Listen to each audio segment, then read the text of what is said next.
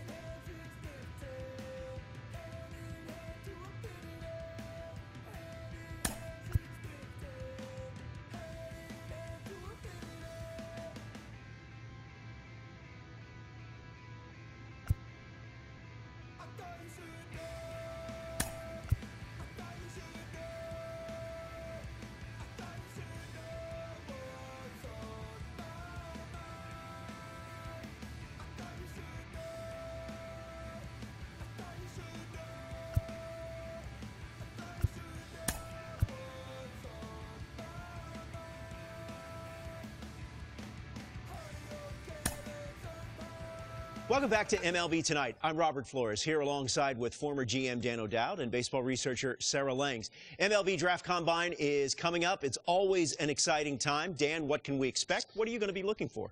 Well, Robert, for me, this is one of the most important events on the baseball calendar each and every year. If you look at it, all the clubs get a chance to answer the questions they have on the players. And then all the best players in the country get to showcase their skills in front of 30 clubs. So, I mean, I'm just really excited to see what's going to happen. Sarah, it's a 4-day event. It's held at Chase Field in Phoenix. What advanced metrics can players and viewers expect to see? I mean, there's so much data with this event, part of why I love it so much, and I've been there every time this has been held, so glad we're back again. For pitchers, you got pitch velocity, you've got spin rate, you've got extension. For hitters, we have your exit velocity, launching, and of course the distance on those home runs.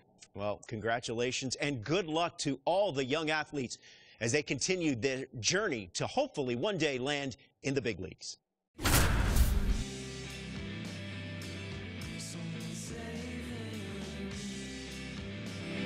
Welcome to day one of the MLB Draft Combine from Chase Field in Arizona. The top high school and college player prospects showcased their skills this week, giving all MLB clubs another opportunity to evaluate this year's draft class. It should be an impactful few days here in the desert. Alongside Sarah Langs, I'm Dan O'Dowd, and it's time for batting practice. So let's focus on what's happening down in the cage.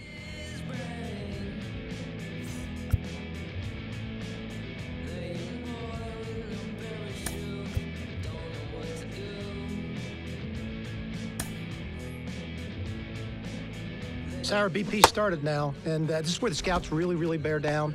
They're looking at presence in the box. They're looking at the balance, rhythm, and timing of the swings. They're looking at how clean a swing path is. They're looking how connected a player can be to a swing, and they're looking at the ability if they can hit the ball the entire field.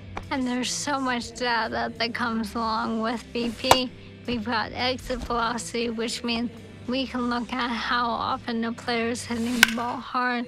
In this day and age, hitting the ball hard has an actual definition. That's 95 plus miles an hour. And why do we care about that?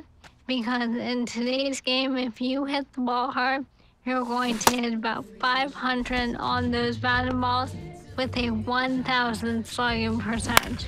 Another stat we'll look at is launch angle. And what we define as a sweet spot batted ball is 8 to 32 degrees of launch angle, basically a line drive.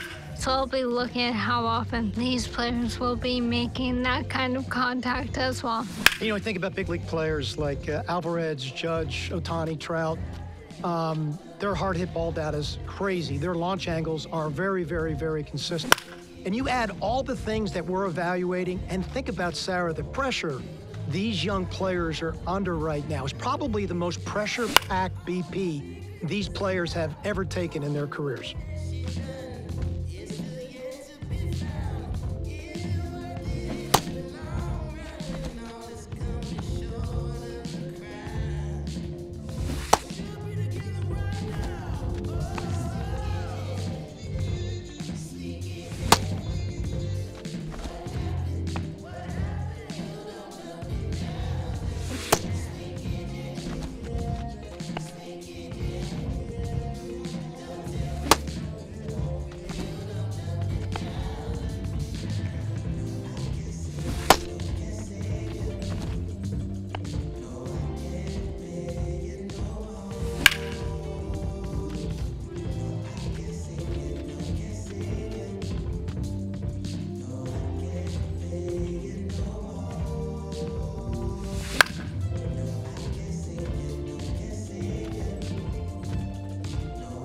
This was a tough round of BP.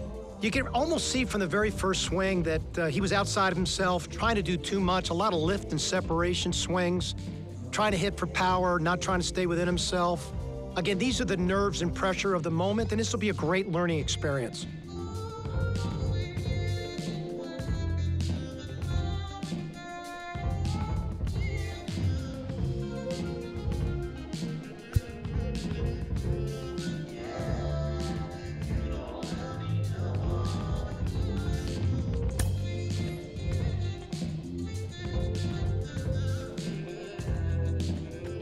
Sarah, we're into infield play now. I have to tell you, this is my favorite part of the combine. From a scouting perspective, every time I walked into the ballpark, I'd always focus on my shortstops to begin with. I'd look at their footwork, I'd look at their body control, I look at their glove-to-hand transfer and how accurate their arms were.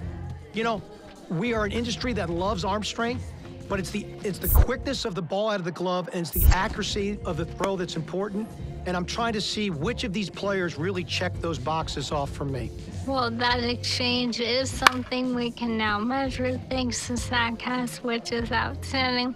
In terms of metrics, obviously, we are going to focus on that arm strength, even though I agree it isn't the end-all be-all.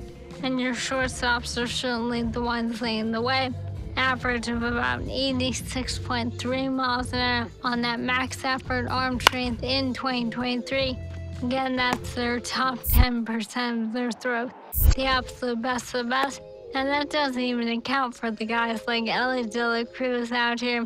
And, you know, it's really interesting, Sarah, if you watch the drill work that's being done. So they started balls at him, then they went to glove side, then they went to the open backhand side to really see what arm strength was. And then they finished with slow rollers, both the backhand slow roller and the ball they came in at, trying to see how they utilize their body and if they can throw from different arm angles. Let's take a look at the third base position. You know, when I think of third base, I think of Nolan Arenado. So I'm looking at first step quickness and body control and if they can throw from different angles. So in this drill, let's focus on that. When we turn to second base, look at angle reads. The best second basemen in the game, they've got great first step quickness and they've got great angle reads to the ball. tough round for this young man. You can see he's putting a lot of pressure on himself. You know, he looks like he's very raw in his skill set, but I love the deep projection on him. He's just a kid that you're going to have to be very, very patient with his development timeline, and really to get him a firm understanding how his body needs to work fundamentally to be able to be a consistent fielder.